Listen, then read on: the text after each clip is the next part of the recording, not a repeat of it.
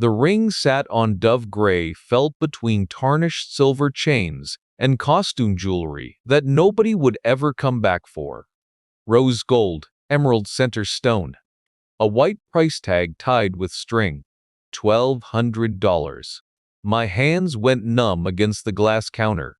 I knew the engraving without looking. R&E. Elena placed it in her jewelry box the day chemo swelled her fingers. Told me it would be Becca's someday. I asked the owner of Route 9 Pawn where it came from. Marge Sutton, a thick-armed woman in a fleece vest, pulled a logbook from under the register and flipped to a photocopied driver's license. The face staring back at me was my mother-in-law's. Connie Ashworth, 6 transactions. 8 months. My jaw locked so tight my teeth ached. 6 times she'd walked into this shop and sold pieces of my dead wife's life. Let me tell you how she got into my house. Elena used to say I saw the worst in people for a living. She was right. 10 years with a property insurance fraud unit in Newark taught me what people do when they think nobody's checking. The fire that burns everything except the receipts. The burglary where nothing sentimental gets taken. I got good at spotting the gaps between what people said happened and what actually did. She told me life was too short for that. Said it while I was driving her home from a shift at the pediatric ward, her scrubs still carrying the smell of antiseptic and crayons. We were 32 and 34, married 4 years, and she was right about most things. So, I quit, retrained as a landscape architect. Spent 2 years learning how stone fits against stone, how gravity holds a dry stack wall together without mortar if every piece is placed with patience. I built Calloway stone and design from one truck, one set of tools, and a phone number printed on business cards at the copy shop. 8 years later, I had a crew of 4, a client list across northern New Jersey, and calluses thick enough to pick up hot stones in July without flinching. Elena and I bought the Cape Cod in Caldwell, the year I started the business. 3 bedrooms, a porch that needed new railings, and a kitchen with cabinets the color of dried mud. She picked sage green for the replacements. Spent 3 weekends holding paint chips against the light at different hours. I built the bookshelves in the living room, floor to ceiling, because she read 2 novels a week and stacked them on every surface. She designed garden beds along the south side of the house, drew the plans on graph paper with colored pencils, and told me Becca would help her plant them when she was old enough. We had 14 good years. Not perfect. I worked too much. She worried too much. But the house filled up with the right kind of noise. Becca's piano practice drifting down the stairs. Theo crawling across the living room floor chasing the cat. Elena humming while she cooked, something she did without realizing it. A sound so constant, I didn't notice it until it was gone. The diagnosis came on a Tuesday in March. Ovarian cancer, stage 3, 18 months of chemo. I carried Elena to my truck for every appointment because the steps were too much, and she wouldn't let me park on the grass to shorten the distance. Howard Kemp, my neighbor, a 68-year-old retired mail carrier who'd lived next door since before we moved in, stood on his porch every time, never said a word. Just watched, one hand on the railing, like a man witnessing something he wanted to remember. Elena weighed 91 pounds the last time I carried her. Her arms around my neck had no strength. She smelled like the lavender lotion the hospice nurse used on her dry skin, and underneath that, something chemical and wrong. I set her in the passenger seat, and buckled her in and adjusted the vent, so the heat hit her legs, and my hands shook against the steering wheel the whole drive. She died on a Saturday. The hospice nurse called it at 4:07 a.m. I was sitting in the chair next to the bed, holding her hand, and the stillness that came wasn't sudden. It settled in, the way cold settles into stone overnight.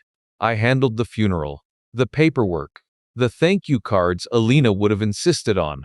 I handled it the way I'd handled investigations. Step by step, task by task. Just do the next thing. Becca was 13. She stopped talking at dinner. Stopped coming downstairs unless I called her twice. She'd sit at the table and push food around her plate, with her mother's dark hair falling across her face like a curtain she was hiding behind. Theo was 9, gap-toothed. Obsessed with building model bridges from balsa wood and craft glue, spreading the pieces across the living room floor with an engineer's concentration.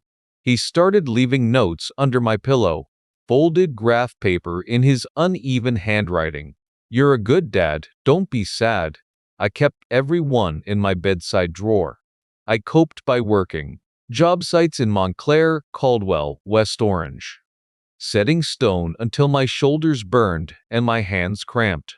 I'd come home after dark, shower, check on the kids, and fall into bed with the kind of exhaustion that doesn't leave room for dreams. It wasn't healthy. I knew that. But it was the only thing that worked. 6 weeks after the funeral, my mother-in-law called. Connie Ashworth, 5'3", silver blonde hair in a chin-length bob, the kind of woman who wore lavender cardigans and pearl earrings to the grocery store. Her voice broke on the phone. "Reed, I can't sleep knowing those babies are in that house without a woman to look after them. Let me come, let me help." It's what Elena would have wanted.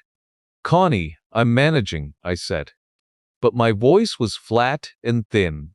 "You're not managing, sweetheart. You're surviving. There's a difference. I'll take the guest room. I'll cook. I'll handle school pickup. You just keep working and let me worry about the rest." I said yes because I was too hollowed out to say anything else. Because the sink was full of dishes, and Becca hadn't spoken in 3 days, and Theo had asked me that morning if I was going to die too. The first 6 months felt like rescue. Connie cooked casseroles, drove carpool, showed up at school events with brownies wrapped in cellophane. "Reed can barely keep his head above water," she told other mothers at pickup, loud enough that they'd glance at me with soft concern when I arrived. "I'm just glad I can be here for Elena's babies." Then I started paying attention. Small things. The hallway photo gallery shifting. My wedding portrait moved from the center of the wall to a spot near the bathroom door. Photos of Connie with Becca and Theo appeared at eye level where our family portraits used to hang. Elena's jewelry box, the antique walnut one with brass hinges that her grandmother had given her, moved from the bedroom dresser where it caught afternoon light to the back of a drawer, protecting it from dust, Connie said when I asked. She bragged to Karen Fitch next door about her coupon binder. Tabs organized by store and expiration date. She drove 20 minutes to a ShopRite in East Orange to save $2 on laundry detergent and talked about it for a week. One evening, I came in from the garage and stopped in the hallway outside the kitchen. Connie sat at the table with Becca, their heads close together. "Your father means well, honey," Connie said, "but he doesn't cope the way your mother would have wanted." Becca didn't answer, just nodded, the way a 13-year-old nods when an adult confirms something she already suspects. I stood there with my coffee cooling in my hand. The back of my neck went hot. My grip tightened on the mug. I didn't walk in, didn't confront her. I filed it the way I once filed inconsistencies in claim reports. Noted, time-stamped, stored. I told myself the rearranged photos were grief's strange housekeeping. Then the bank statement stopped arriving in the mail. Before I continue, hit subscribe because without it, YouTube forgets you were ever here. What's your prediction for how this ends? I checked online that night. Becca was 15 now, 2 years since Connie moved in, and I hadn't looked at the household account in months. I sat at my desk with the door closed and pulled up First Federal Savings on my laptop. The login screen loaded. I typed the password. The transaction history filled the screen, and my stomach dropped like I'd missed a step on a staircase that wasn't there. 47 withdrawals. 18 months, each one between $800 and $1,200. Never the same amount twice. Never on the same day of the week. Spaced at irregular intervals, 7 days here, 12 days there, sometimes 3 weeks between, just enough variation to look random. It wasn't random. I'd spent 10 years reading financial records for patterns exactly like this one, structuring, keeping each transaction below the threshold that triggers automatic review, the kind of discipline that doesn't come from impulse. It comes from planning. I scrolled through the entries, doing the math in my head. $47,000. Gone from an account I'd opened so Connie could buy groceries and drive the kids to soccer practice. I remembered the conversation. 6 months after she moved in. She'd been washing dishes when she brought it up. Hands in the suds. Voice casual. It would just be easier for shopping. Read. I hate bothering you every time I need to pick up school supplies or take the kids for shoes. If I'm on the account, I can handle it myself. I'd signed the form at the bank the next day. Added her as authorized signer. Didn't think twice. The numbers on the screen said I should have. I closed the laptop and went upstairs. The bedroom was dark. The dresser sat against the far wall where Elena had placed it when we moved in. I pulled open the bottom drawer where Connie had relocated the jewelry box, lifted it out. The walnut was smooth under my fingers, the brass hinges cold.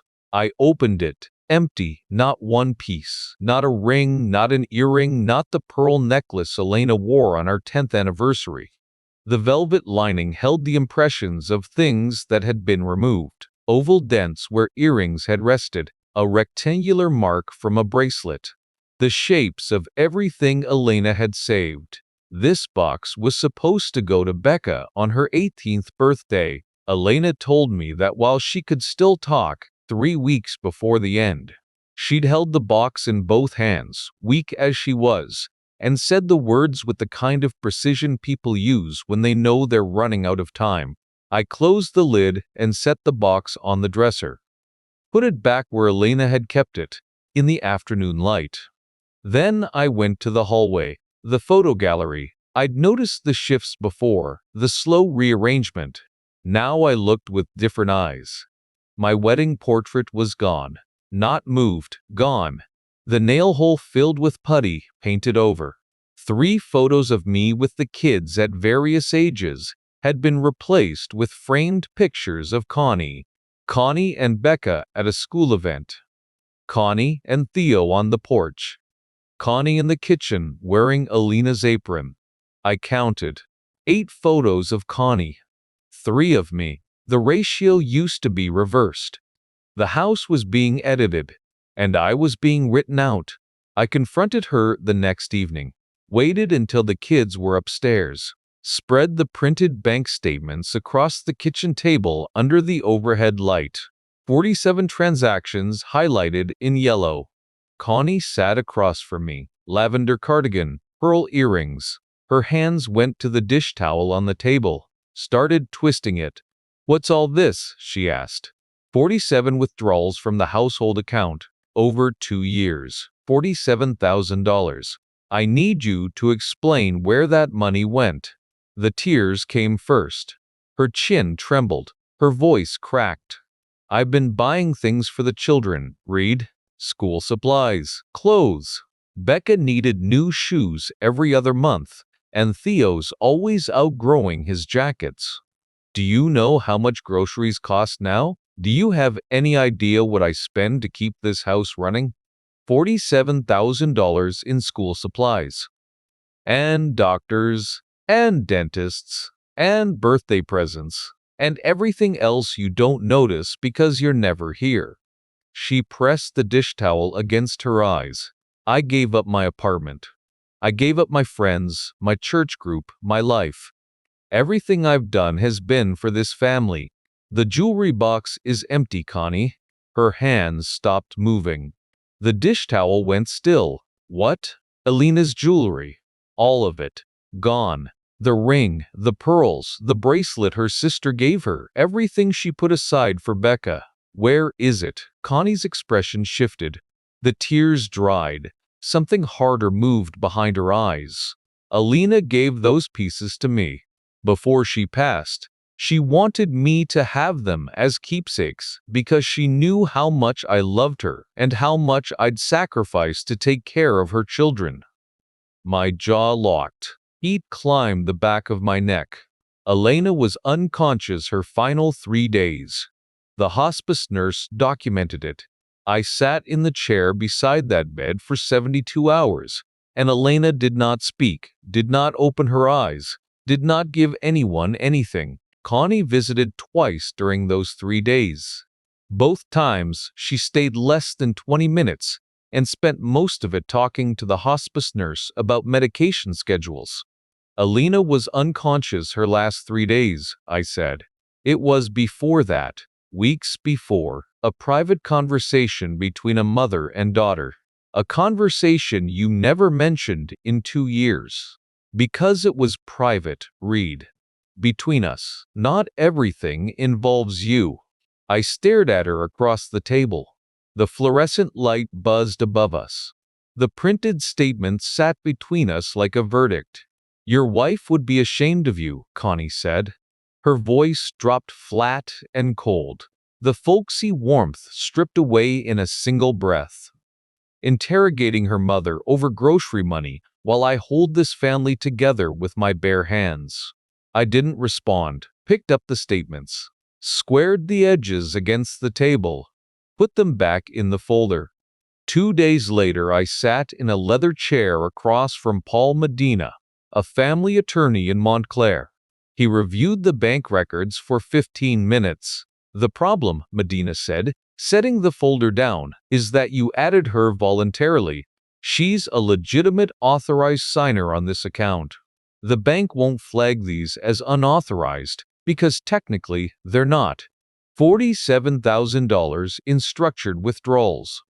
I understand the pattern, and a forensic accountant would agree with you, but proving unauthorized use when the signer has legal access would cost you $30,000 or more in legal fees, and the outcome is far from certain.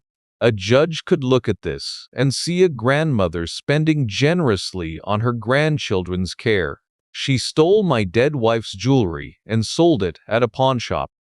Medina leaned forward. Can you prove that? I found Elena's wedding ring at a pawnshop on Route 9. The owner has her driver's license on file. That's a start. But if she claims Elena gave her the jewelry as gifts, it becomes a he said, she said. The person who could confirm or deny it is deceased. He folded his hands. Professional, not unkind, just delivering numbers. My recommendation is family mediation. Sit down with a neutral third party, establish boundaries, maybe recover some of what's been taken through a structured agreement. Litigation against a grandmother caring for her deceased daughter's children is expensive, slow, and judges tend to be sympathetic to the grandmother. I drove home with my hands tight on the wheel. Medina wasn't wrong about the law. He was wrong about what kind of person Connie was. But the law didn't care about instinct. It cared about signatures on forms, and mine was on the bank authorization. I tried mediation. Not with a professional, because Connie wouldn't agree to one. I printed the 47 transactions, sat her down at the kitchen table again, and asked her to explain each withdrawal. Specific amounts, specific purchases, receipts. You want receipts, she repeated. Her voice trembled. From me. After everything. Yes. You're treating me like a criminal. I'm asking for receipts. Her eyes went to the hallway, then up toward the stairs. She raised her voice. Becca, come down here, please. I heard the bedroom door open. Footsteps on the stairs. Becca appeared in the kitchen doorway in a school hoodie, dark hair pushed behind her ears, looking between us. Connie's chin quivered. She pressed one hand flat against her chest. Your father is accusing me of stealing from this family. After I gave up my apartment. After I gave up everything to be here for you and your brother. He wants me to produce receipts for every dollar I've spent feeding you. Becca's eyes went to the bank statements on the table, then to me, then back to Connie, whose tears had resumed with mechanical precision. Dad, Becca said. Her voice was small. Becca, this is between me and your grandmother. You're making her cry. We're having a conversation about finances. She takes care of us, Becca said, her jaw set. She looked like her mother when she did that, the same stubborn tilt. My chest went tight. She's here every day. She cooks for us and drives us everywhere, and you're sitting here interrogating her like she's some kind of thief. Connie reached for Becca's hand. Becca took it. I looked at my daughter standing beside the woman who had emptied her mother's jewelry box. The girl didn't know. She couldn't know. All she could see was the grandmother who showed up, and the father who came home after dark smelling like stone dust. Becca didn't speak to me for a week after that. 7 days of silence, meals eaten separately, her bedroom door closed. The week crawled. Connie moved through the house with renewed confidence. She baked banana bread for Karen Fitch next door and stood on Karen's porch for 40 minutes. She lingered at school pickup with other mothers, her voice carrying the same tremor she'd used at the kitchen table. Reed is struggling. I worry about him. Those children need stability. 3 days into Becca's silence, I walked past the upstairs bathroom and heard Connie's voice through the door. Low, coaching. If anyone asks, you tell them Grandma takes care of everything around here. You say that, okay? Because it's true, and people need to know. A pause. Then Becca's voice, quiet but clear. Grandma takes care of everything. That's right, sweetheart. I kept walking. My breathing slowed, spine straight. Something cold and clear settled behind my eyes. I drove to a job site in Montclair the next morning, spent 9 hours setting bluestone on a patio in 40-degree weather, came home after dark, hung my jacket by the door, walked to my office. The filing cabinet was open, every drawer pulled out. Empty, the paper bank statements I'd kept for 3 years. The receipts I'd organized by month, the tax documents, the insurance paperwork, all of it gone. The desk drawers, too, cleaned out. Nothing left but rectangular dust marks where folders had stood upright for 3 years. I stood in the doorway and looked at the empty drawers. My hands hung at my sides. My jaw ached from clenching. The paper statements were gone. But Connie didn't know that 10 years catching fraud had taught me one habit I never broke. I never relied on a single copy of anything. Every copy of every bank statement lived on a thumb drive in my truck's glove box, a second thumb drive in my desk at the Montclair job site, and a cloud account Connie didn't know existed, encrypted, password protected, updated monthly for 2 years. You never store evidence in one location, because the person you're investigating will always find the location you think is safe. The morning after I found the filing cabinet empty, I walked through the house with my phone before anyone woke up. I'd seen the empty jewelry box, the rearranged photos, the slow erasure.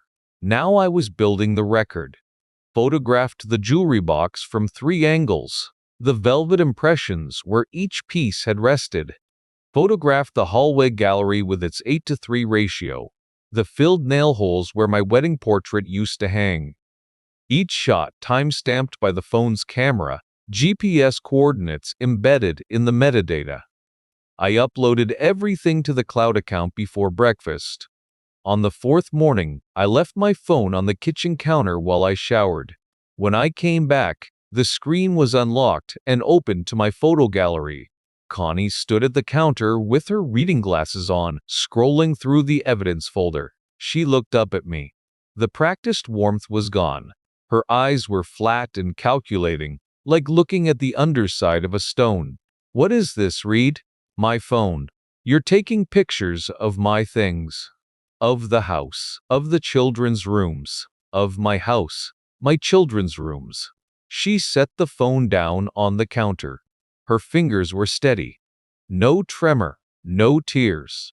She walked past me without another word. The cloud backup was secure.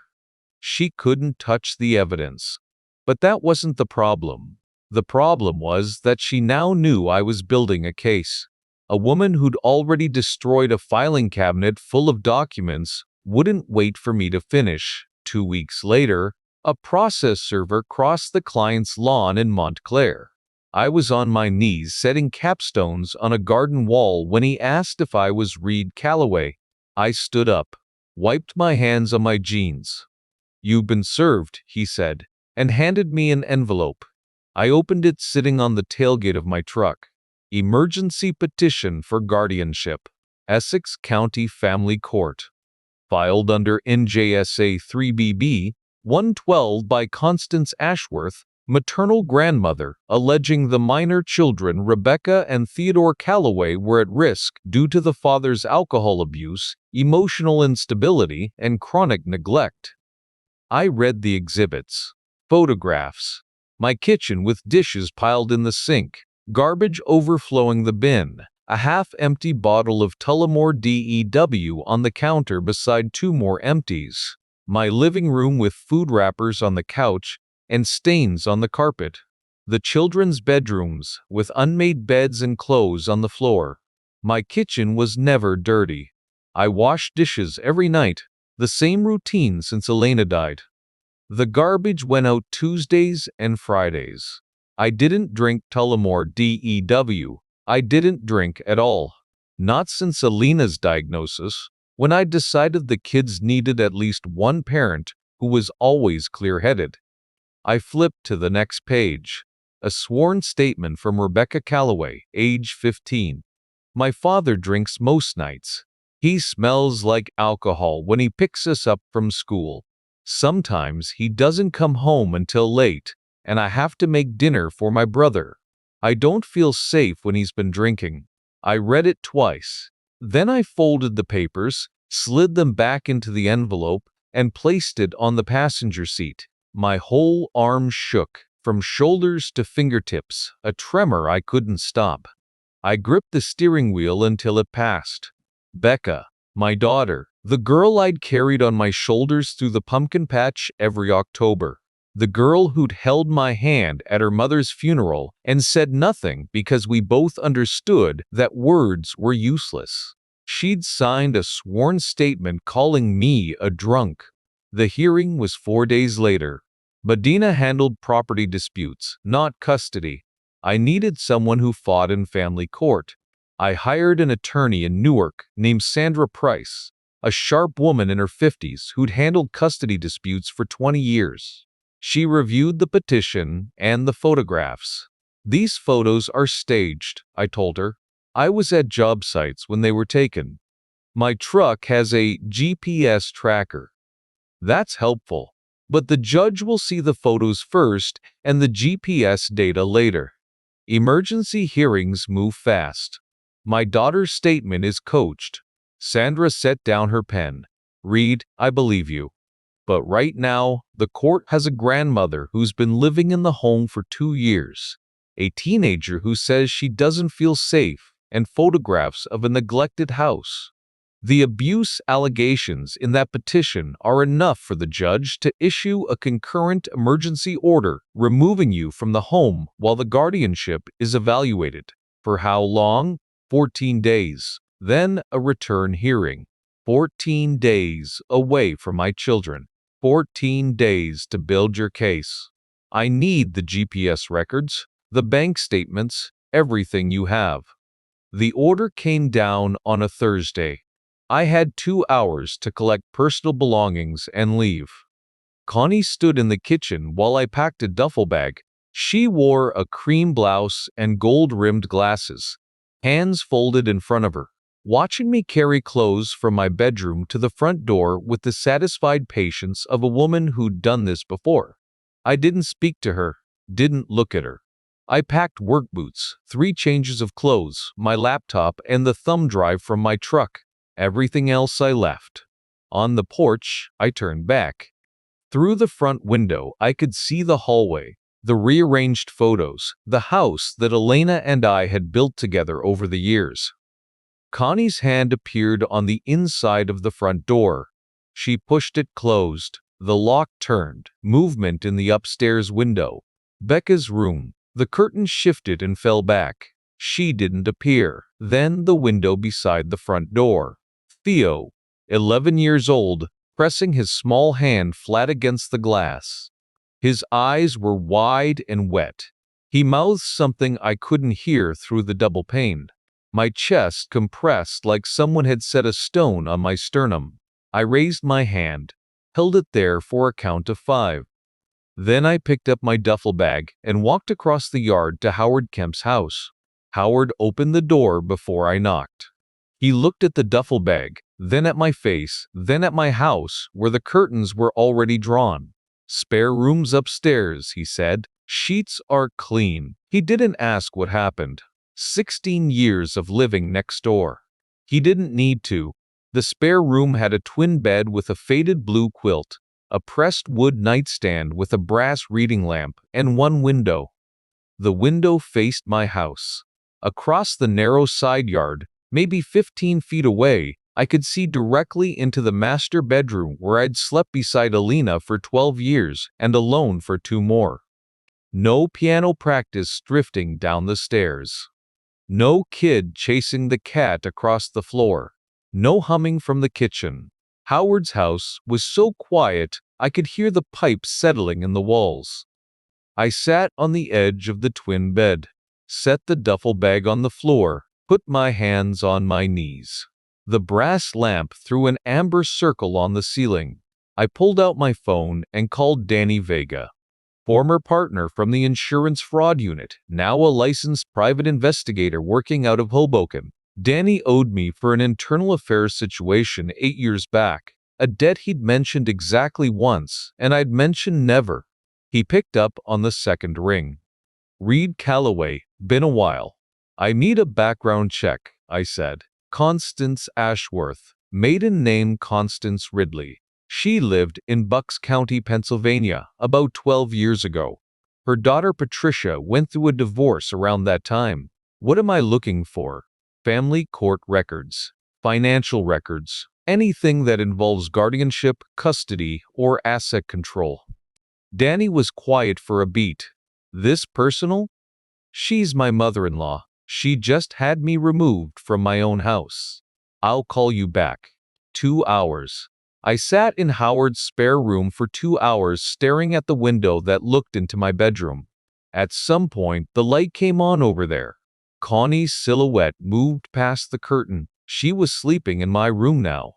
My phone rang at 11:47 p.m. "Brother," Danny said. His voice had changed. The fast-talking cadence was gone, replaced by something flat and careful. She did this before. I sat up straight. The mattress springs creaked under me. "Tell me." 12 years ago, Bucks County, Pennsylvania. Her daughter Patricia filed for divorce from a contractor named Alan Marsh. During the proceedings, Constance Ridley petitioned for emergency guardianship of Patricia's 2 children, ages 8 and 5. Something cold moved through my chest. Not the temperature, something inside me. She alleged Patricia's husband was abusive, and Patricia was mentally unstable, got temporary custody, moved into the home. "The accounts," I said. My pulse was hammering in my temples. Over the next 11 months, she drained $62,000 from the household accounts. Transferred it to accounts under her maiden name. Same pattern you're describing. What happened? Patricia's attorney caught it. Bucks County judge found deliberate financial exploitation of a family in crisis. Barred Constance Ridley from unsupervised contact with the grandchildren. The guardianship was dissolved. I pressed the phone against my ear so hard the plastic creaked. My breathing had gone shallow. "Danny, she did the exact same thing. The exact same move. Emergency guardianship, staged evidence, drain the accounts. And she failed to disclose the Bucks County order on her Essex County petition. That's perjury on a sworn court document. I stood up, walked to the window. My house sat dark and still across the side yard, the porch light off, Connie already settled in for the night. This was a pattern, tested, refined, deployed twice against her own family. My thumb found the court clerk's number in my call history. Every nerve in my body said call now, call the judge. Call Sandra Price, call everyone. Blow this open tonight. I held the phone for 10 seconds. 15. My jaw locked so tight I could hear my teeth grinding. Then I deleted the number from my recent calls, set the phone face down on the nightstand, sat back down on the twin bed. Premature disclosure lets a practiced liar adjust their story. I knew that from a decade of fraud work. You don't show your hand until the target has committed to their version of events. You let them build the lie high enough that the fall breaks something. 14 days until the return hearing.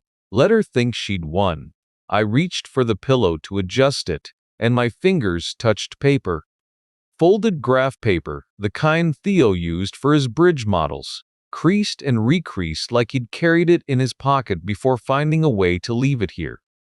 I unfolded it under the brass lamp's amber light. His gap-toothed handwriting, the letters uneven, the pencil pressed hard. I believe you, Dad. Below the words, a small sketch. A stone wall. Rough at the bottom, each course getting tighter, the top course straight and true. I read it 3 times. Then I folded it and put it in my shirt pocket against my chest. Danny Vega had the Pennsylvania records. Now I needed everything else. The pawn shop documentation, the hidden accounts, the proof that every photograph Connie took was a lie. Lorraine Decker arrived on a Tuesday, 6 days after Danny's call. I watched from Howard's upstairs window as a gray Honda pulled into my driveway and a woman in her early 50s stepped out carrying a leather portfolio. Court-appointed guardian ad litem, assigned to evaluate whether my children were safe in their own home. She wore a navy blazer and low heels and walked to the front door with the practice pace of someone who'd done this hundreds of times. Connie opened the door before Decker knocked. Lavender cardigan, pearl earrings, a plate of something in her hand, cookies or brownies, the performance already underway. 3 days later, Sandra Price called. Decker filed her preliminary report. She's recommending the protective order be extended. The phone was cold against my ear.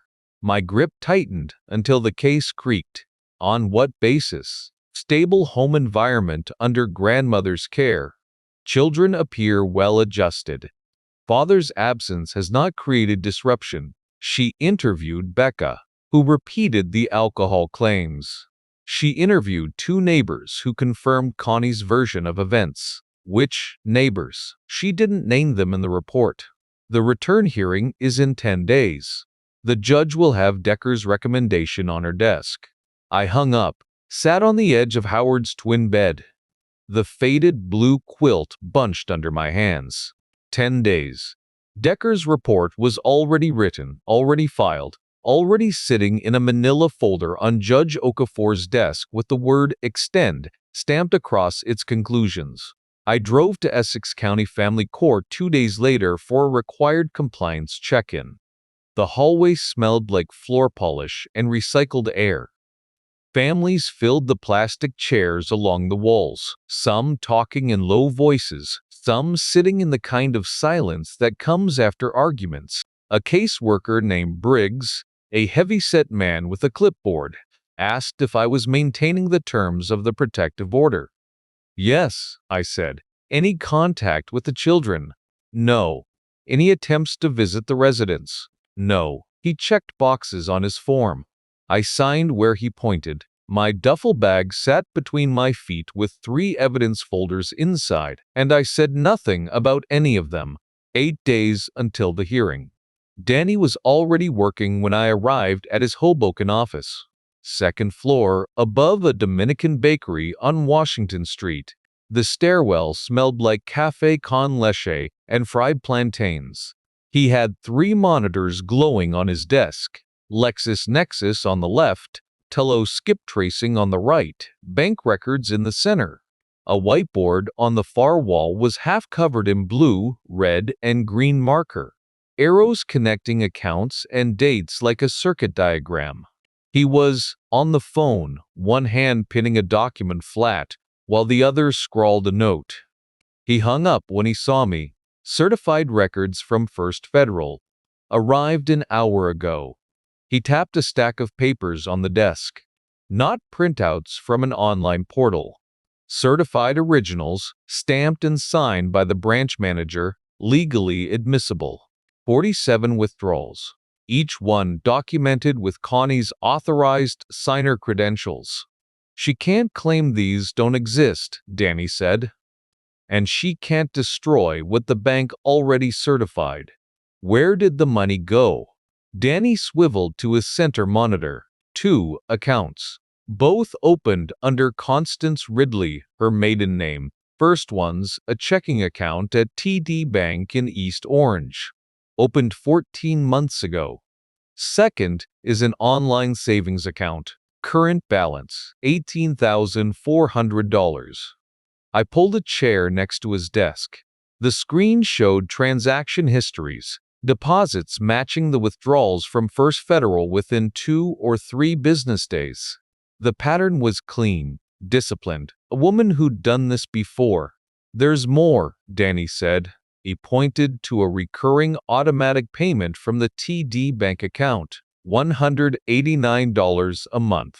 PIE, listed as E-Store Self-Storage, Industrial Boulevard, East Orange. Storage unit? Unit 247, rented under Constance Ridley. I called the facility. They confirmed the account, said it's been active for 22 months. Since 2 months after she moved into my house. Danny leaned back. She was planning this before the first withdrawal. We drove to East Orange that afternoon. E-Store Self-Storage was a long cinder-block building painted institutional beige behind chain-link fence and razor wire. Orange roll-up doors in numbered rows. A security camera on a pole mount tracked our entry.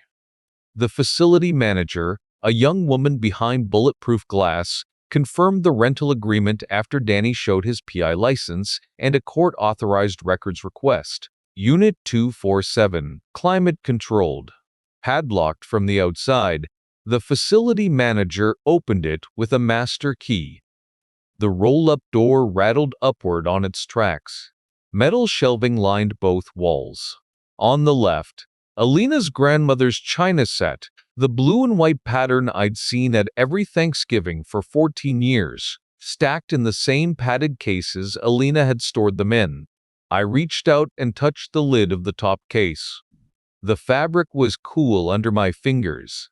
Elena used to wash each piece by hand after holiday dinners, standing at the sink with a dish towel over her shoulder, telling Becca the history of each pattern while I dried.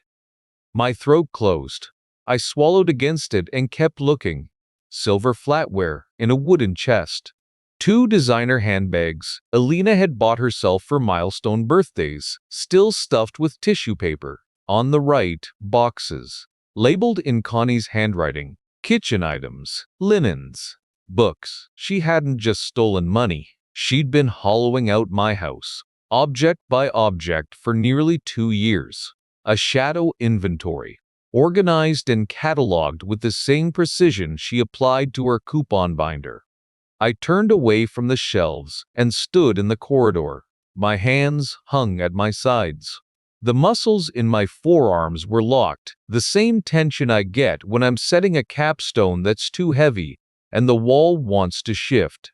I stood there until my breathing leveled.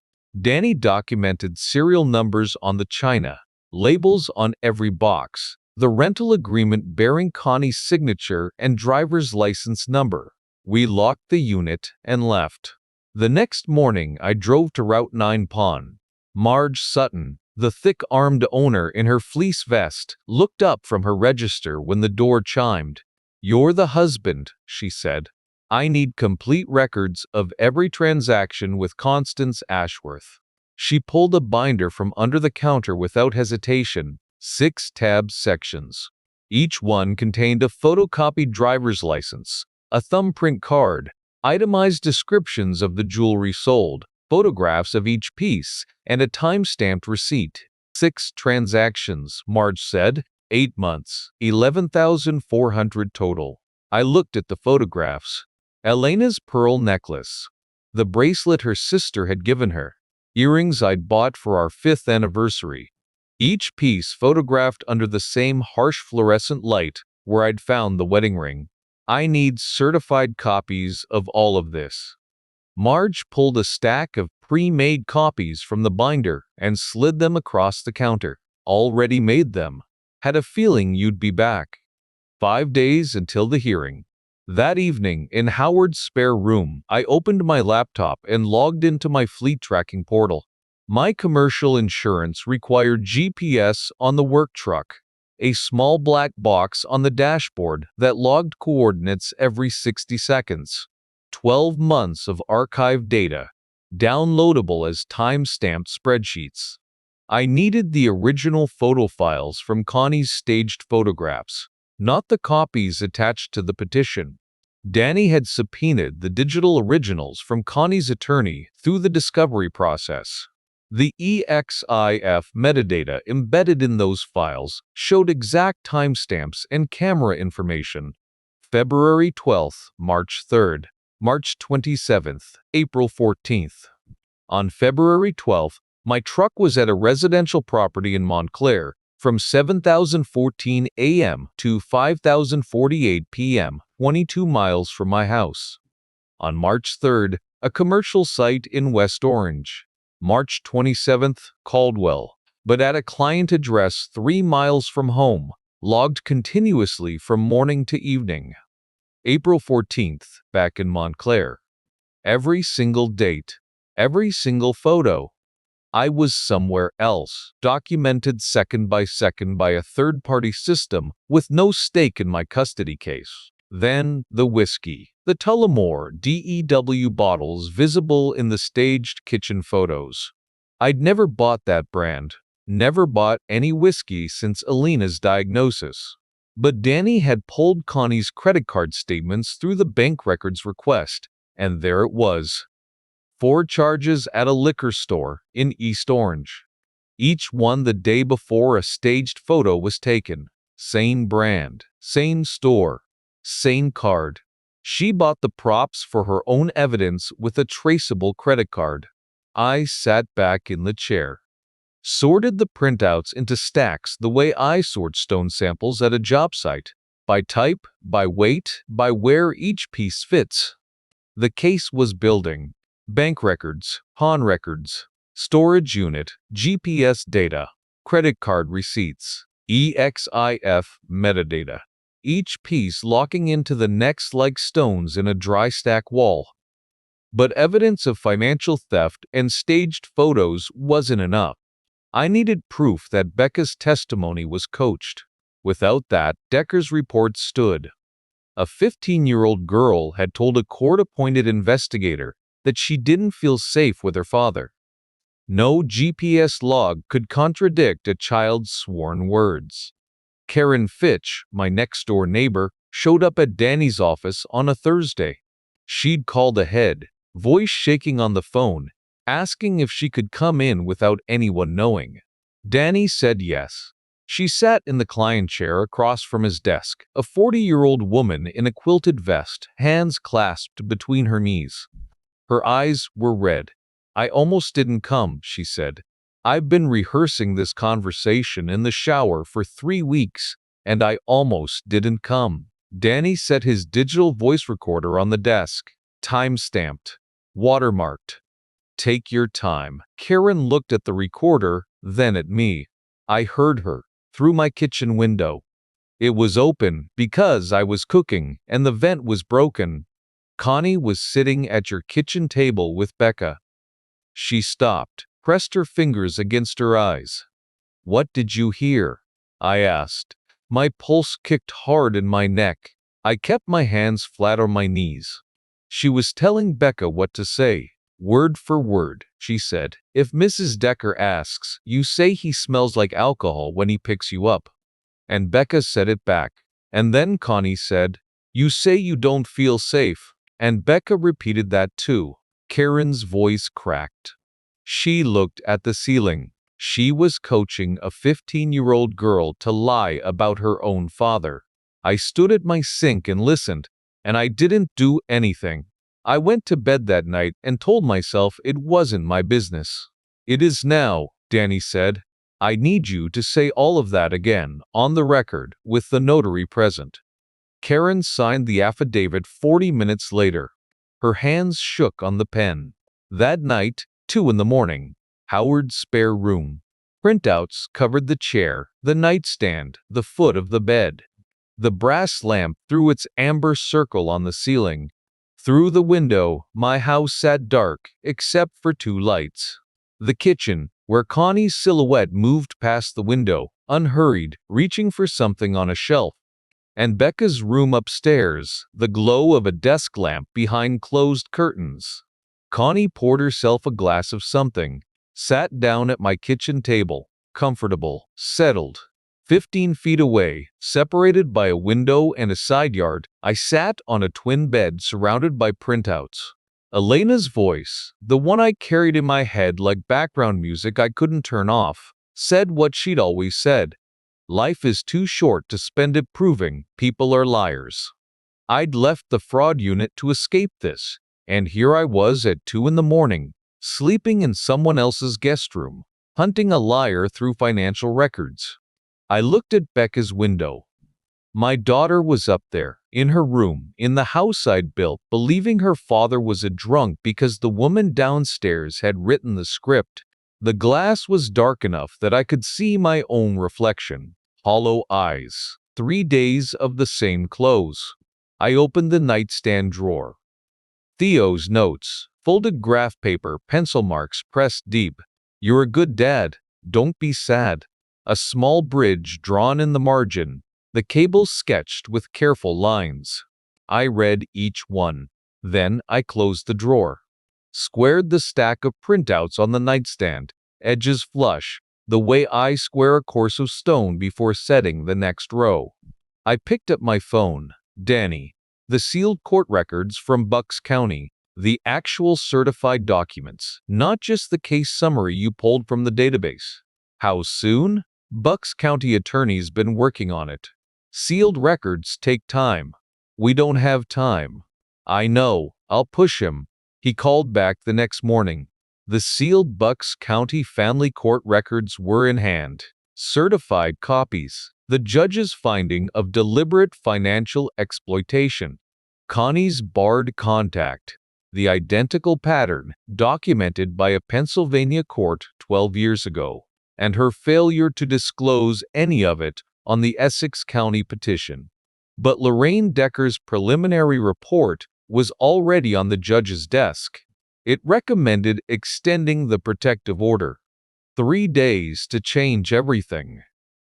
Sandra Price, my custody attorney, laid the banker's box on the counsel table at 9:14 a.m. She didn't open it, just set it down square, the way I set a cornerstone, and took her seat. Courtroom 3B smelled like floor polish and old wood.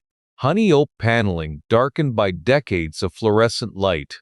Judge Margaret Okafor sat 3 feet above the rest of us on a carpeted platform, reading glasses on a chain around her neck, reviewing the docket with the neutral expression of a woman who'd seen every kind of lie a family could produce.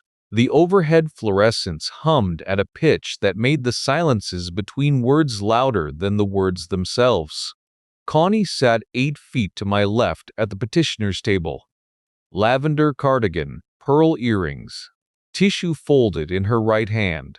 Her attorney Vincent Platt, a 55-year-old family lawyer from Bloomfield Avenue, arranged his notes with the confidence of a man who believed his case was straightforward.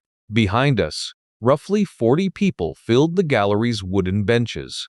I recognized Karen Fitch in the third row, hands clasped in her lap, eyes fixed on the floor. Platt stood first. He buttoned his jacket and addressed the judge. Your Honor, the petitioner seeks to formalize guardianship of the minor children, Rebecca and Theodore Calloway. The evidence will show a pattern of neglect, alcohol abuse, and emotional instability that places these children at risk. He clicked a remote. The courtroom monitor displayed the first of Connie's staged photographs. My kitchen, dishes in the sink, overflowing garbage. A bottle of Tullamore DEW on the counter. These photographs were taken inside the respondent's home over a 4-month period. They document conditions no child should live in. He advanced to the next slide. Another angle, more bottles. Additionally, the court has before it a sworn statement from Rebecca Calloway, age 15, describing her father's drinking and her fear for her own safety. Platt read the statement aloud. Becca's words in a stranger's voice. He smells like alcohol when he picks us up. I don't feel safe, my jaw locked. I pressed my tongue against the roof of my mouth until the pressure in my temples eased. Connie dabbed her eyes with the tissue. A single, practiced motion. She'd done this before. In another courtroom, in another state, 12 years ago. Platt sat down. Sandra rose. She didn't touch the banker's box yet. She stood with one hand resting on its lid. Your Honor, the respondent appreciates the court's concern for these children. Their safety is the only matter that brings us here today. With the court's permission, I'd like to present evidence relevant to the petition's credibility. Judge Okafor nodded. Sandra opened the box. Exhibit A GPS fleet tracking data from the respondent's commercial vehicle insurance provider, covering the past 12 months. Mr. Calloway's work truck logs its position every 60 seconds. She handed a bound printout to the clerk, who passed it to the judge. On February 12th, the date of the first neglect photograph, Mr. Calloway's truck was at a residential property in Montclair from 7:01 a.m. to 5:48 p.m., 22 miles from his home. On March 3rd, a commercial site in West Orange. March 27th, a client address in Caldwell. April 14th, Montclair again. She paused. Let the numbers land. On every date these photographs were taken, Mr. Calloway was at work. Documented second by second by a third-party system maintained by his insurance carrier. Judge Okafor looked up from the printout. Her gaze moved from Sandra to the photographs still on the monitor, then to Connie. Exhibit B. Sandra slid a single sheet across. The petitioner's credit card statement. 4 charges at a liquor store in East Orange. Each one the day before a staged photograph was taken. Each charge for Tullamore DEW whiskey, the same brand visible in the photographs. The gallery shifted. A woman in the second row leaned forward. Exhibit CEXIF metadata extracted from the original photograph files, obtained through discovery. The metadata identifies the camera device as an iPhone registered to Constance Ashworth. Serial number confirmed. I watched Platt. His hand went to his tie. Loosened the knot a quarter inch.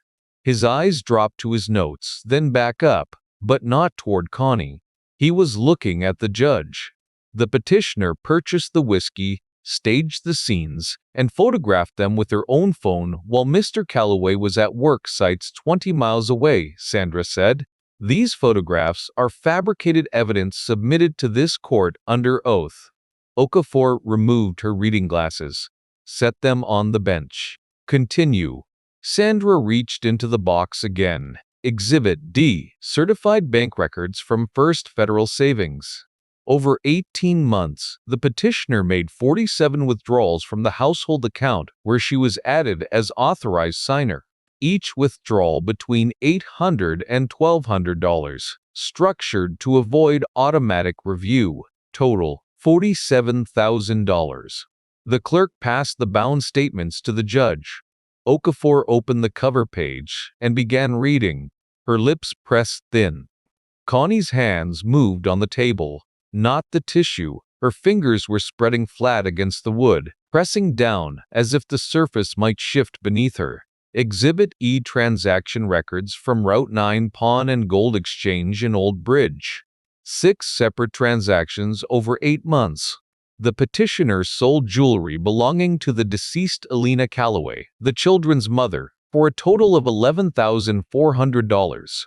Each transaction documented with the petitioner's photocopied driver's license, thumbprint, and photographs of the items sold. Sandra placed the pawnshop binder on the clerk's desk. The photographs were visible through the clear sleeves. Elena's pearl necklace under the fluorescent light, the same harsh light as the pawnshop counter where I'd first seen the ring. The bracelet from her sister, the anniversary earrings. My throat closed. I swallowed against it and kept my eyes forward. Among the items sold was Elena Calloway's wedding ring, rose gold with an emerald center stone, engraved R&E, sold for $1,200. The scrape of someone shifting forward on a wooden bench. Platt's pen had stopped moving. He sat with it suspended above his legal pad, not writing, not looking up. Exhibit F: rental agreement for a storage unit at E's Store Self-Storage, Industrial Boulevard, East Orange. Rented under the name Constance Ridley, the petitioner's maiden name. Unit 247 contains Elena Calloway's grandmother's china set, silver flatware, designer handbags, and boxes of household items removed from the Calloway residence over a 22-month period. Okafor shifted forward in her chair. Her jaw tightened. Exhibit G: Sandra's voice dropped half a register. A sworn affidavit from Karen Fitch, the Calloway family's next-door neighbor. Mrs. Fitch states that through an open kitchen window, she overheard the petitioner coaching Rebecca Calloway on testimony to provide to the Guardian ad litem. Specific phrases included, "He smells like alcohol when he picks you up, and you don't feel safe." Mrs. Fitch's statement was recorded on a time-stamped digital voice recorder and notarized. Karen Fitch sat rigid in the third row. Her knuckles were white around the edge of the bench. Lorraine Decker, the court-appointed guardian ad litem, who'd recommended extending the protective order, stood from her seat near the clerk's desk. The professional who'd told the judge to keep me from my children was now asking to change her mind. "Your Honor, I'd like to formally request permission to amend my preliminary report in light of this evidence." Okafor nodded once. "Granted. Proceed, Mrs. Price." Sandra lifted the last document from the box. Exhibit H: sealed records from the Bucks County Court of Common Pleas, Commonwealth of Pennsylvania. Obtained through proper legal channels, with certified copies. Platt's head came up. 12 years ago, the petitioner gained emergency guardianship over the children of her other daughter, Patricia Marsh, during a divorce proceeding. Over 11 months, she drained $62,000 from the household accounts. The Bucks County judge found deliberate financial exploitation of a family in crisis and barred Constance Ridley from unsupervised contact with those grandchildren. Sandra set the document on the clerk's desk. The petitioner's guardianship application in this court required disclosure of all prior court orders involving the petitioner. No disclosure was made. This constitutes perjury on a sworn court document. The color left Platt's face. He looked at Connie for the first time since Sandra had started. She didn't look back. Her hands were flat on the table. The tissue crumpled between her fingers, her eyes fixed on a point somewhere beyond the judge's bench. Platt stood. "Your Honor, I'd like to request a brief recess." "Denied," Okafor said. "Sit down." He sat. The courtroom was silent except for the fluorescent hum I looked at Connie across 8 feet of worn gray-blue carpet. Her hands hadn't moved. The tissue was still. The pearls caught the light. "I want to say something to the petitioner," I said. Sandra glanced at me. "We discussed this." She nodded. I didn't raise my voice. I kept my hands flat on the council table and spoke the way I speak to a homeowner when I'm telling them their foundation has a crack that can't be patched. "You sold Elena's wedding ring for $1,200. She put that ring in her jewelry box and told me it would be Becca's someday. You took it to a pawn shop on Route 9 and walked out with $1,200 in cash." Connie's chin lifted. A reflex, the beginning of a response. "You stole $47,000 from an account I opened so you could buy groceries for my children. 47 withdrawals. Each one structured, each one planned." Her mouth opened. The tissue trembled between her fingers. "You taught my 15-year-old daughter to lie under oath about her own father. You sat at my kitchen table and told her what to say, word by word, while the neighbor's window was open." Connie's lips moved. No sound came out. Her eyes went to Platt. Platt was looking at the table. "You did the same thing to Patricia 12 years ago. Same petition, same lies, same money, $62,000. A court barred you from seeing those grandchildren, and you never mentioned it." My pulse was steady, my breathing even. Something had settled behind my eyes, cold and still. The clarity that comes when every stone is placed and the wall holds. "You didn't move into my house to help my family. You moved in to harvest it." The word landed. Connie's mouth opened again. I watched her reach for it, the phrase she'd used 100 times, the armor that had never failed. "After everything I've done." Her lips shaped the first syllable. Nothing came out. She tried again. Her jaw worked. The folksy grandmother performance drained from her face like water running off stone. Her hands went still on the table. The tissue dropped. The woman who always had a response sat in a courtroom full of people and had none. The silence lasted 4 seconds. 5. The fluorescent panels hummed above us. Someone in the gallery exhaled. Judge Okafor put her reading glasses back on.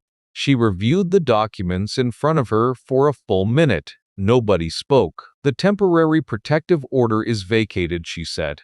"Mr. Calloway is to be restored to his residence immediately. The petitioner is ordered to vacate the Calloway residence within 48 hours. No contact with the minor children without prior court authorization." A chair scraped. Platt sitting down hard, hands flat on the table, like he needed something solid to hold on to. I picked up the banker's box. Sandra gathered her files. We walked toward the double doors at the back of the courtroom. Behind me, I heard Okafor's voice, low and directed at her clerk. "Get me the number for the Essex County Prosecutor's Office." The Essex County Prosecutor's Office moved fast. Sandra Price called 3 days after the hearing. Judge Okafor made the referral personally. "Assistant prosecutor named Dwight Hargrove has the case. He's already subpoenaed the bank records and the pawn shop documentation." "What's the timeline?" "They froze Connie's accounts this morning, both of them. The TD Bank checking in East Orange and the online savings. $18,400, locked." I stood at the kitchen counter in my own house for the first time in 2 weeks. The sage green cabinets caught the morning light. The coffee maker gurgled. Familiar sounds in a space that had felt like someone else's property for months.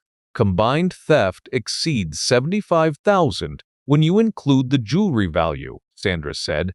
Second-degree territory under New Jersey statute. 5 to 10 years. I knew the thresholds from my fraud unit days the way a carpenter knows lumber grades. What about her attorney, Platt? His retainers gone. $7,500, burned through during the guardianship fight. Connie can't afford replacement counsel. She'll get a public defender. I poured the coffee, set the mug on the counter. The house was quiet. Becca's door had been closed since I came back. Theo was at school. One more thing, Sandra said. The storage unit. Hargrove's office is sending investigators to E's store this afternoon to catalog and seize the contents. Once they're processed as evidence, you'll get everything back. I thanked her. Opened the cabinet above the sink. Elena's everyday mugs were still there. The ones Connie hadn't touched because they weren't worth anything. Blue ceramic with a white interior. Elena bought them at a craft fair in Montclair the year we moved in. I took one down and poured my coffee into it instead. The wall she'd built was coming apart. One stone pulls free and the rest follow. Court proceedings are public record. Sandra told me the filings would be accessible within a week. It took 3 days. News traveled through Caldwell, the way it always does in neighborhoods where people share driveways and wave from porches. The grandmother who brought casseroles. The grandmother who bragged about coupon savings. The grandmother who planted herself at school events and told every mother within earshot that Reed is struggling. That grandmother had been stealing from a widower's children while selling their dead mother's jewelry at a pawn shop on Route 9. Howard Kemp came over Saturday morning. He stood on my porch with his hands in his jacket pockets, looking at the ground the way men look at the ground when they have something to say and no good way to say it. "Come in," I said. He shook his head. "I'll say it here." I waited. I saw her loading boxes into a car. Early mornings, 6 o'clock, sometimes earlier. Weekdays when you were already gone to job sites. He paused. His jaw worked. Wasn't my business. That's what I told myself. Grandmother moving things around, helping organize the house. None of my concern. How many times? Dozen. Maybe more. Over a year. He looked up. His eyes were red at the edges. 68 years old, retired mail carrier, 16 years my neighbor. He'd watched me carry Elena to the truck. He'd opened his spare room without a question. And he'd watched Connie empty my house at dawn and said nothing. "I should have told you," Howard said. He'd climbed the back of my neck. My hands curled at my sides. 16 years next door. "Yeah," I said. "You should have." He nodded, turned and walked back across the yard. I didn't call after him. Some debts don't get settled with an apology. They just sit there, the way a cracked stone sits in a wall. You can build around it, but you know it's there. Becca stopped speaking on a Wednesday. Karen Fitch's affidavit had been read aloud in court, every word of it, and even though Becca wasn't in the courtroom, Sandra told me the guardian ad litem had a required follow-up conversation with her. Standard procedure when testimony coaching is documented. Lorraine Decker sat Becca down in the school counselor's office and laid it out. Not all of it. Enough. The pawn shop photographs of Elena's jewelry. The storage unit full of family china. The bank records. The fact that her grandmother had done the same thing to another family 12 years ago. Becca came home that afternoon and went straight to her room. The door closed. No slam. Just a quiet click, the sound of a girl who'd run out of noise. She didn't come down for dinner. Didn't come down the next morning. I left a plate outside her door. Scrambled eggs. Toast with the strawberry jam she liked. The plate was untouched when I checked an hour later. 3 days. I heard her moving in her room. The bathroom door opening and closing. Water running. Signs of life but no contact. No voice. 3 days of my daughter sitting with the knowledge that the woman she'd trusted, the woman she'd chosen over her own father, had used her as a weapon. On the third afternoon I went to the backyard. The stone wall needed another course. I carried field stone from the pile near the shed, one piece at a time, fitting each one against its neighbor, turning it until the weight settled.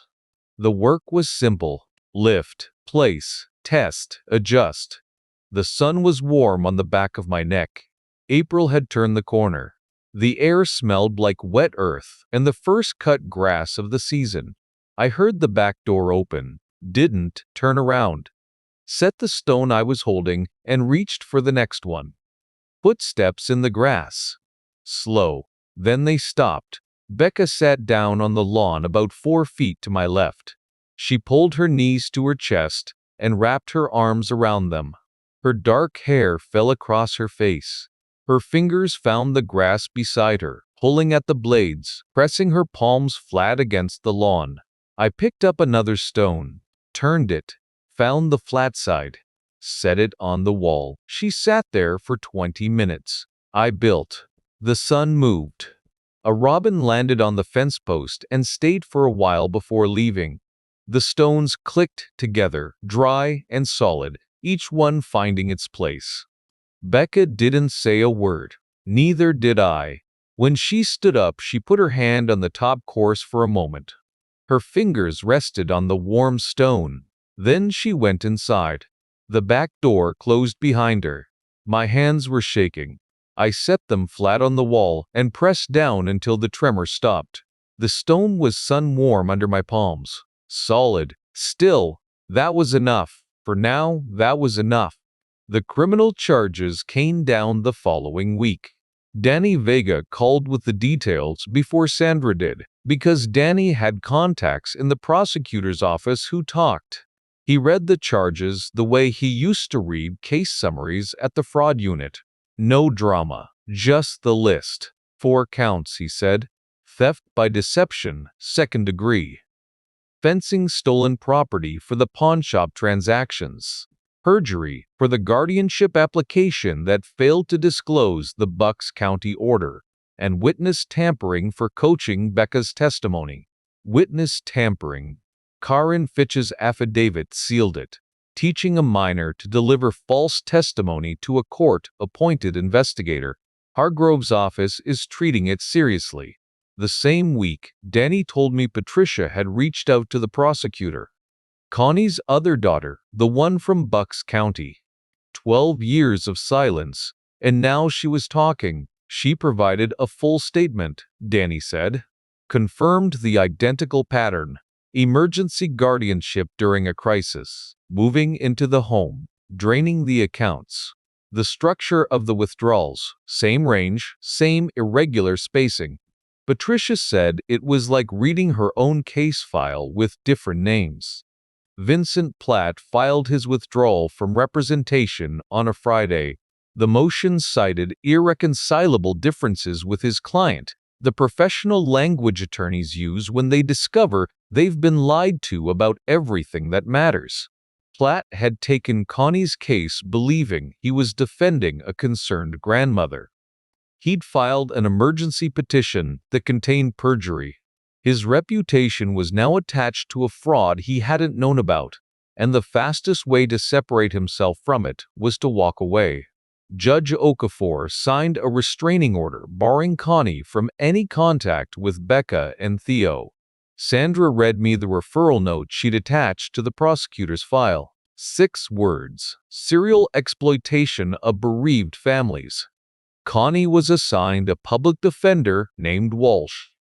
I never met him, didn't need to. She had 48 hours to vacate my house after the hearing. She used 46. I watched from the living room window on a Thursday afternoon as she carried 2 suitcases to the curb. No car.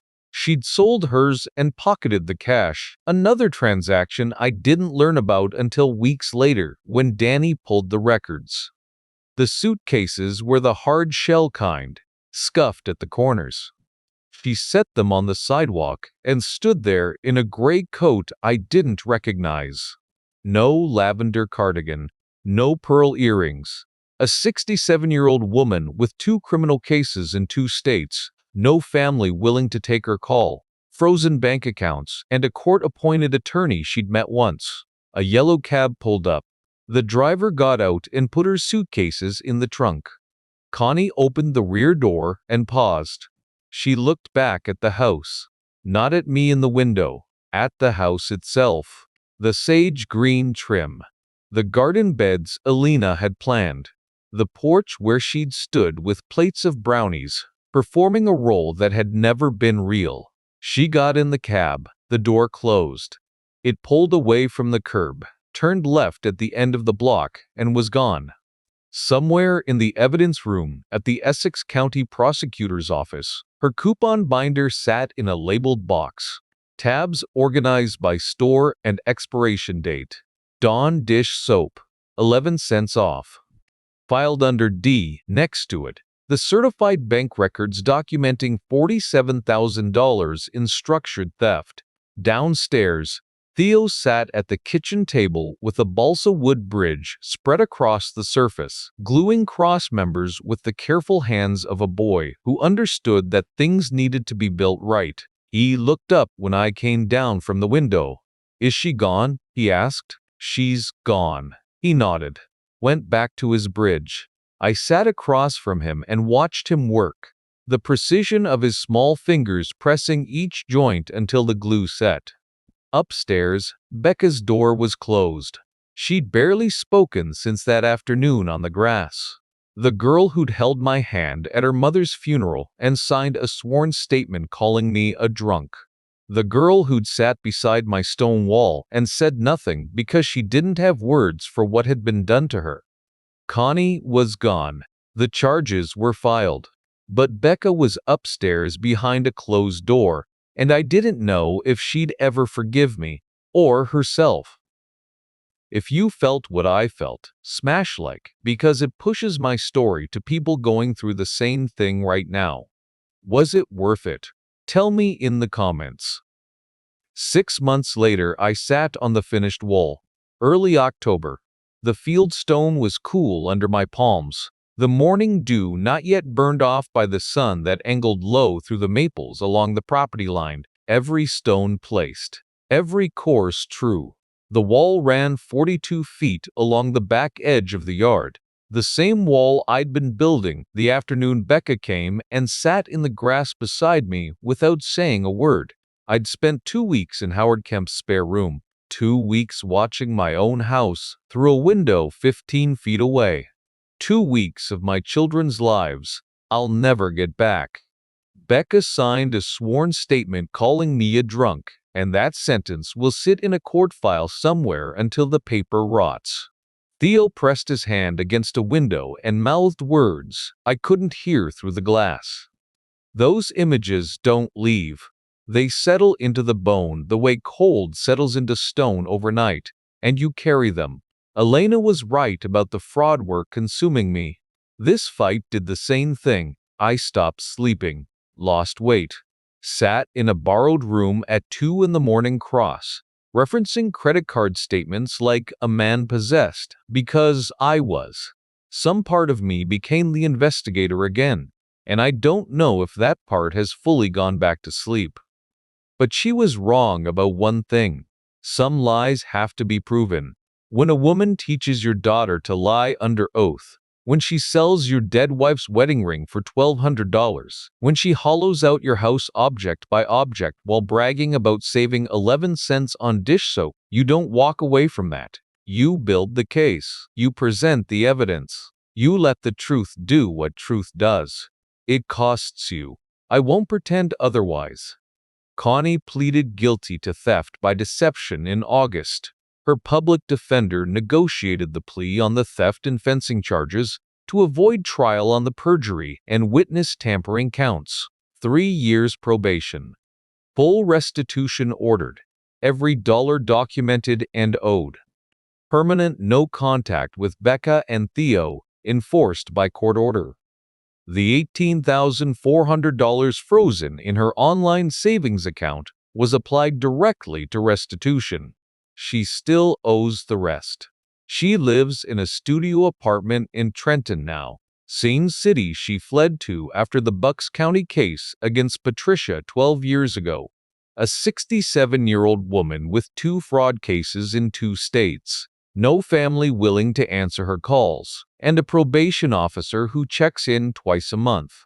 Danny Vega sent me a bottle of Jameson 2 weeks after the plea. Brown paper wrapping. a card taped to the neck with 3 words in his block handwriting, "Not Tullamore." The laugh came up rough and unfamiliar, catching in my chest like a cough I wasn't expecting. First real laugh in months. I put the bottle on the kitchen counter and left it there for a week before opening it. Poured 2 fingers on a Friday night after the kids were asleep and drank it standing at the sink, looking out the window at the yard. It tasted like oak and smoke. I poured a second finger and didn't. Becca started therapy in June. A woman named Dr. Choi in Montclair, recommended by the school counselor. Becca doesn't talk about the sessions, and I don't ask. She doesn't talk about Connie at all. The name doesn't come up at dinner, doesn't appear in conversation, exists in the house the way a filled nail hole exists in a wall. You know something used to hang there. The first words she spoke to me came 3 weeks after the hearing. She came downstairs while I was eating breakfast and stood in the kitchen doorway. Her fingers gripped the doorframe, knuckles pale against the white paint. "Can you put the wedding picture back?" she asked. Her voice was small. "Which spot?" "Where it was before. The middle of the hall. I hung it that afternoon. Same nail hole, same height." Elena, in the white dress she'd found at a consignment shop in Hoboken, laughing at something I'd said during the ceremony that I can't remember anymore, my arm around her waist. Both of us squinting in the June sun. The photo had been in a box in the garage since Connie removed it. I wiped the glass with a cloth and centered it on the wall, and when Becca walked past it on her way to school the next morning, she slowed for a half step. Didn't stop, just slowed. Her fingers brushed the frame. Theo still builds model bridges. The living room floor disappears under balsa wood and clamps most evenings, small pieces lined up with an 11-year-old's version of precision. His notes still appear, but they've changed. "Can we get pizza Friday?" And Maddie G said my bridge was cool. And can I have 5 for the book fair? Normal things. The concerns of a kid whose world has stabilized enough to worry about pizza instead of whether his father is coming back. That's its own kind of healing.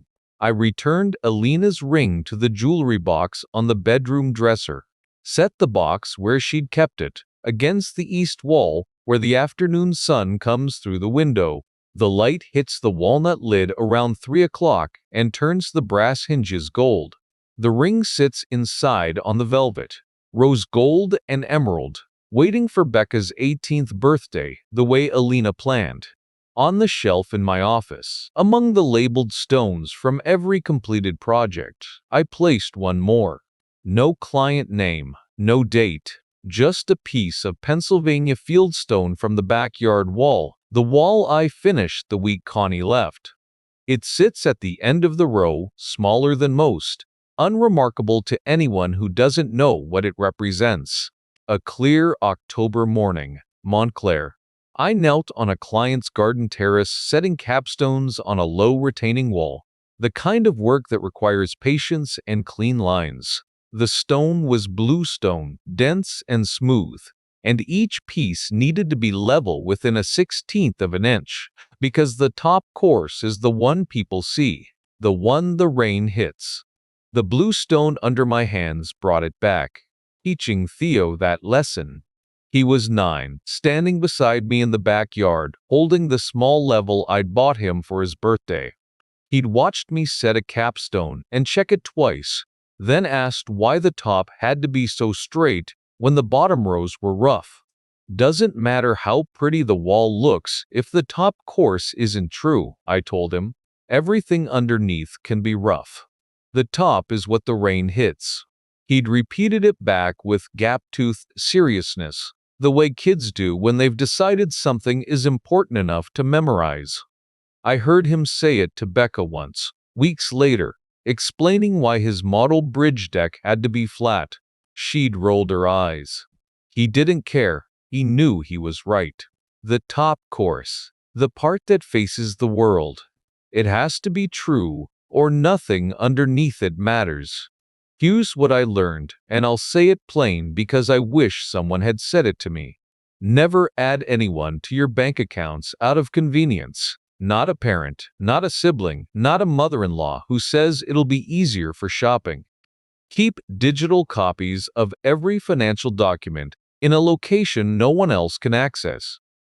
And when someone's words don't match their pattern, trust the pattern.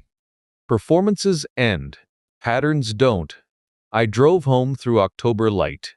The maples along Route 23 had turned orange and red against a clean blue sky.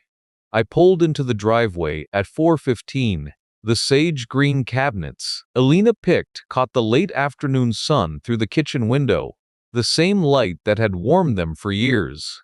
Becca sat at the kitchen table with a textbook open and a highlighter in her hand. She looked up when the door opened. "Hey," she said. "Hey." Theo was on the living room floor with a model suspension bridge, the cable strung from balsa towers with thread he'd measured and cut himself. He didn't look up. His hands moved with the care of someone who understood that the work mattered more than the speed. The house was quieter now, smaller somehow, without the performance. No casseroles, no coupon binders, no grandmother rearranging photos while the family looked the other way. Just three people in a house that belonged to them, doing ordinary things on an ordinary evening. I set my keys on the counter. The metal clicked against the stone surface. The coffee maker sat dark and cool. Becca's highlighter scraped across the page. From the living room, the soft sound of Theo's glue gun heating up. The absence of Elena's humming. The absence of noise that meant everything was working. Connie had filled that silence with her own sound, and when that sound turned out to be hollow, the quiet that replaced it was worse than the original loss. But this silence was different. This was the silence of a house where nobody was performing, where the noises were real, small and ordinary and true. A highlighter on paper, glue warming in a plastic gun, keys on a counter. Something loosened in my chest that had been tight for months. My shoulders dropped. I hadn't realized I'd been carrying them that high. For the first time in 2 years, the silence was peace. That was my truth. Now I want to hear yours. Tell me what you've been through in the comments, because someone reading your words right now needs to know they're not the only one. Share this with someone you care about.